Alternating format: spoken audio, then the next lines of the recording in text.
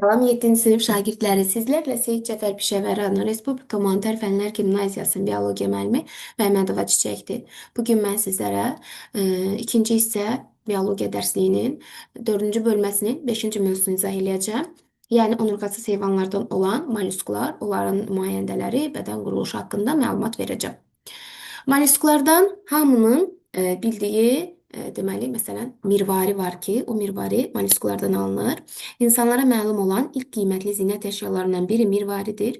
Qədim zamanlarda insanlar bunu təsadüfən sahildə çanaq içərisində tapıblar.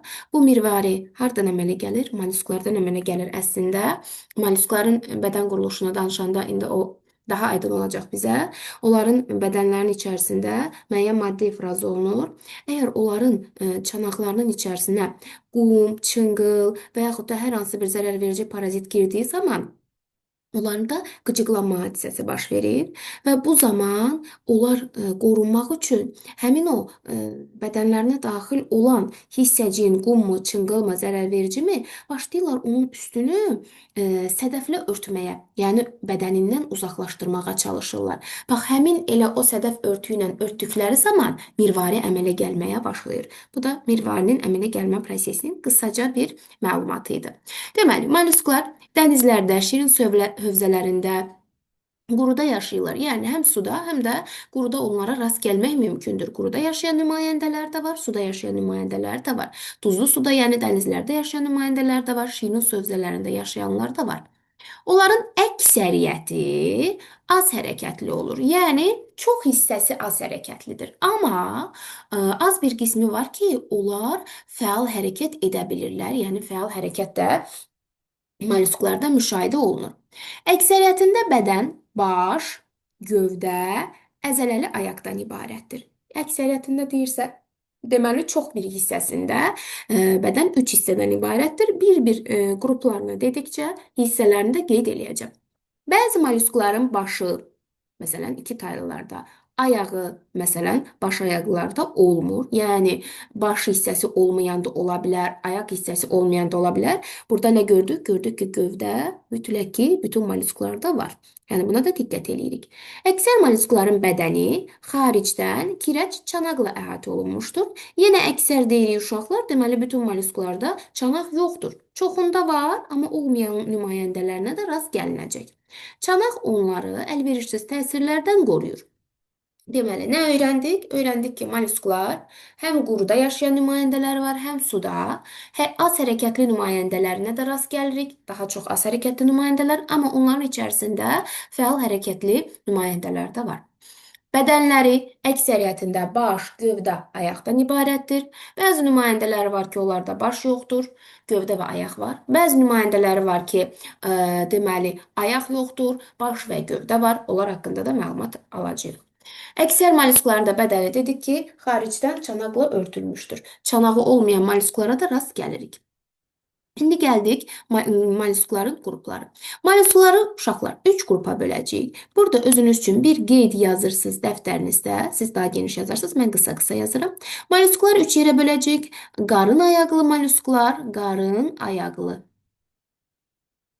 Sonra 2 taylı, 2 taylı, bir də baş ayaqlı. Bax, hamısının quruluşu elə adından görünür. Qarın ayaqlı mollusklarda, indi öyrənəcəyik onların quruluşu haqqında da, ayaqları qarın hissəsindən xaricə çıxdığına görə qarın ayaqlıdır. İki taylıların çanağı iki taydan ibarətdir. Baş ayaqlılarda isə baş hissədə əslində ayaq qolcuqlar əmələ gəlib, ona görə də onlar baş ayaqlı adlandırılıblar. İndi bir-bir tanış olarıq. Qarınayaqlı mollusklar, bu molluskların bədəni asimmetrik quruluşa malikdir. Yəni simmetrik deyil, asimmetrik quruluşa malikdir. Spiral şəklində burulmuş çanağın içərisində yerləşir. Baxın, burada şəkilə diqqət edin. Görürsüz, spiral kimi burulmuş çanaq var, asimmetrik bədən var və çanağın da bir hissəsi necədir? Qapalıdır, bir hissəsi açıqdır. Bədən xaricdən manti adlanan dəri qatı ilə örtülmüşdür. Əgər biz onu təsəvvür eləsək, məsələn, bu olsun molluskların bədəni cümləmizdə nə oxuduq? Dedik ki, xaricdən manti adlanan dəri qatı ilə örtülmüşdür. Yəni bədənin xaricində bir qat var ki, o nədir? Mantidir. Baxın, bu mantidir. Bu da nədir? Bədəndir. Deməli, manti bədənin xaricində yerləşir. Mantik qatının hüceyrələrin ifraz etdiyi xüsusi maddələr çanağı əmələ gətirir. Deməli, çanağı olan mollusklarda nədən yarandı bu çanaq? Mantik qatında, yəni bu qatda olan hüceyrələrin ifraz etdiyi xüsusi maddədən. Onda çanaq hardadır? Çanaq da mantinin üzərində yerləşdi. Bu da nə oldu? Çanaq. Deməli, onda uşaqlar soruşsalar ki, manti harda yerləşir? Baxın, çanaqla bədən arasında yerləşir, elə deyil? Çanaqla bədən arasında yerləşən o pərdə manti pərdəsidir. Mantidən çanaq əmələ gəlir hüceyrələrinin ifraz etdiyi xüsusi maddələrdən. Bu quruluşu özünüz üçün qeyd edin. Çanaqdan baş, ayaq, bədənin ön hissəsini çıxara bilirlər. Qarın ayaqlı mollusklardan gedir söhbət. Niyə? Çünki axı bir tərəfi bağlıdır. Ona görə də bədənin bir hissəsini çıxara bilirlər. Quruda yaşayan çılpaq ilbizin çanağı olmur. Yəni qarın ayaqlı mollusklardan çanağı olmayan varmı? Bəli, var. Hansıdır? Çılpaq ilbizdir. Çılpaq ilbizin çanağı yoxdur. İlbizlər ayaq əzələlərinin yığılması sayəsində hərəkət edə bilirlər və onların bir dənə ayağı var uşaqlar. Onlar hərəkət etdikdə selik izləri buraxır. Bunun sayəsində də rahatlıqla hərəkət edə bilirlər irəliyə doğru. Yəni hərəkətlərini təmin edir. Qarnayaqlıların əksəriyyəti suda yaşayır, amma quruda yaşayan nümayəndələri də var. İndi bunların bədən hissələrini burada sizin üçün qeyd edəcəm uşaqlar. Deməli, qarın ayaqlıların bədən hissələrini soruşsa, deyəcək bunların bədəni təşkil olunacaq baş, gövdə və ayaq. 3 hissədən ibarətdir qarın ayaqlılar. Bir-bir hamısını keçdikcə deyəcəm, siz də qeyd edəcəksiniz. Ola bilər ki, məktəbdə summativ zamanı və yaxud da RFM-ə gedirsinizsə, orada bu suallar sizə düşə bilər. Gəldik ikinci bir qrup 2 taylılar. Bu mollusklar az hərəkətli və ya hərəkətsiz həyat sürürlər. Yəni aralarında az hərəkətli olanları da var, hərəkətsiz həyat tərzi keçirənlər də var. Onların 2 taydan ibarət çanağı olur. Yəni, baxın bu şəkildə, indi düzdür bir tay görsənir, bunun 2 dənə tayı olub çanağının. Bu şəkillərdə yaxşı verməyib onun 2 tayını. Bircə dəqiqə mən slaydımda onu tapım, sizə indi göstərəcəm. Bir dəqiqə. Slaydımda onu tapım. Baxın uşaqlar, bu 2 dənə çanağın taylarıdır. Yəni bu bir tərəfi, bu da digər tərəfi. 2 dənə taydan ibarətdir. Bəs bu çanaq necə açılır, bağlanır? Çanağın yanlarında əzələlər var. Bu əzələlərin yığılıb boşalması sayəsində çanaq açılır və qapanır. Deməli, dedik ki, qaydaq dərsimizin hissələrinə. Dedik ki, çanaq 2 taydan ibarətdir. Gövdədən və ayaqdan ibarət bədənləri çanaq daxilində yerləşir. Anadontada çanağın tayları xaricdən bağ vasitəsilə birləşir. Güclü daxili ön və arxa əzələlər tərəfindən bağlanır. Onda şəkildə gördük əzələləri. Çanaq qarın hissəsindən aralanır və buradan bayıra çıxan tək ayağın köməyi ilə anadonta suyun dibi ilə zəif yer dəyişmələr edir. Yəni, çox az yerini dəyişir. Çünki pasiv həyat tərzi keçirir, yəni çox da hərəkətli deyil. Deməli, 2 taylı molluskların bədəni hansı hissələrdən ibarətdir desək, deyəcək ki, bunların bədəni 2 hissədən ibarətdir. Hansılardır? Gövdəsi var, bir də ayağı var. Bəs nəyi yoxdur? Başı yoxdur. Başı yoxdursa uşaqlar, deməli, gözləri də olmayacaq. Məsələn, ilbizlərdə göz var başında, amma bunlarda isə göz yoxdur. Bu da oldu 2 taylı mollusklar. Çanaqlar 2 taydan ibarətdir. Çanağın içərisində bədəni, yəni gövdəsi, ayağı yerləşir. Xaricdən bağlar vasitəsilə birləşir çanaqların tayları bir-birinə və onlarda əzələlər var ki, ön və arxa əzələlər. Onun sayəsində çanaq açılır və bağlanır.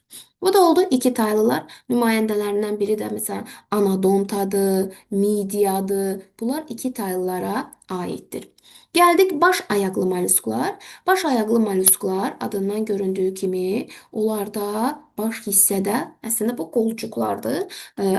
Ayaqlı, yəni başda yerləşdiyinə görə belə adlandırıblar baş ayaqlı mollusklar. Çünki onlar vasitəsilə həm də hərəkət edirlər.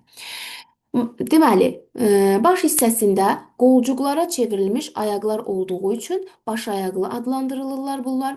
Qolcuqlar şikarın tutulmasında və saxlanılmasında iştirak edir. Baş ayaqlı mollusklara yalnız duzlu su hövzələrində rast gəlmək olar. Yəni ancaq duzlu sularda bunlara rast gəlinir. Onların bədəni sürətlə hərəkətə uyğunlaşmışdır. Bədəndən suyun xaricə vurulması nəticəsində yaranan itələmə qüvvəsi reaktiv hərəkətə səbəb olur. Onlar suyu bədənlərinin daxilinə topladılar, həmin o manti boşluğuna toplayırlar və onu yüksək təzyiqlə xaric edəndə elə bil ki, su hansı istiqamətə gedirsə, bunlar o suyun əks istiqamətinə gedir. Ona görə də bu hərəkət adlanır reaktiv, yəni geriyə doğru itələnmədir uşaqlar. Reaktiv, re geri deməkdir və belə hərəkət edirlər. Əksəriyyətində xarici çanaq olmur. Dərsin əvvəlində dedik ki, çanaq olmayan mollusklar da var. Məsələn, qarın ayaqlılardan çılpaq ilbizi dedik. Baş ayaqlıların isə əksəriyyətində çanaq olmur deyəcək. Dərinin altında buynuz maddən ibarət lövhə şəklində daxili çanaqları var. Yəni bunlarda xaricdə çanaq yoxdur. Daxildə lövhə şəklində çanaq olur. Yalnız nautiluslarda xarici çanağa rast gəlinir.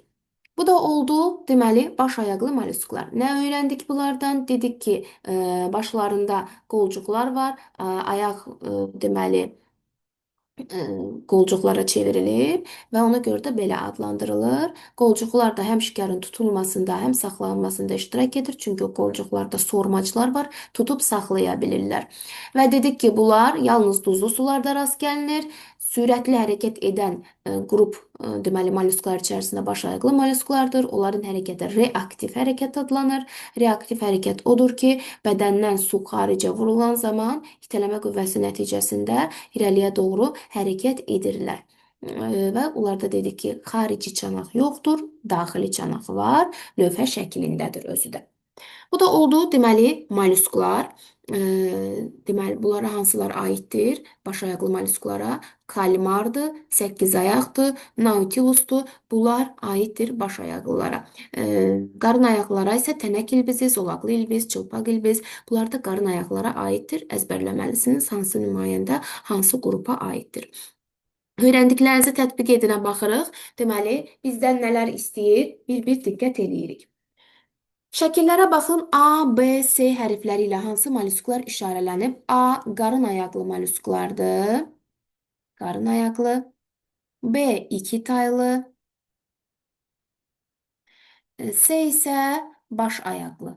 Baş ayaqlı mollusklardır. İndi bizdən nə soruşur? Deyir ki, 1-4 rəqəmi ilə molluskların hansı bədən hissələri qeyd olunub? 1 baş hissəsidir. Baş, baxın, 1 qarın ayaqlıda var, 1 baş ayaqlılarda var. Ondan sonra 2 gövdə hissəsidir. Gövdə. Üçündə də var gövdə. İndi burada çanağın içərisində də deyə qeyd eləməyiblər. 4 çanaqdır. 4 çanaq. Baxın, bunlar da lövhə şəkilli daxili çanaqdır. Yəni, xarici çanaq deyil, amma iki taylılarda və qarın ayaqlılarda xarici çanaqdır. Hamısını işarələdik. Aha. Sonra öyrəndiklərinizi yoxlayın. Mollusklar necə hərəkət edir? Molluskların hərəkət üsulu nədən asılıdır? Mollusklar müxtəlif cür hərəkət edə bilərlər uşaqlar. Məsələn, qarın ayaqlılarla iki taylılarda dedik ki, bir dənə ayaq var. Öz ayaqları bir dənədir uşaqlar. Və o ayaqları sayəsində hərəkət edirlər. Amma baş ayaqlılar aktiv hərəkət edirlər. Yəni, reaktiv hərəkət üsulundan istifadə edirlər. İkinci sual, çılpaq ilbizin hansı xüsusiyyətləri şaquli bitən otlara dırmaşmağa və ya hətta iti bıçağın ağzı üzərində sürünməsinə imkan verir? Çünki uşaqlar, çılpaq ilbizin həm çanağı yoxdur, həm də hərəkət etdikcə arxasından selik izləri buraxır. Həmin selik sayəsində də onlar otların üzərinə dırmaşa bilirlər. Bu da oldu mollusklar dərsi. Sağ olun, gələn dərslərdə görüşərik.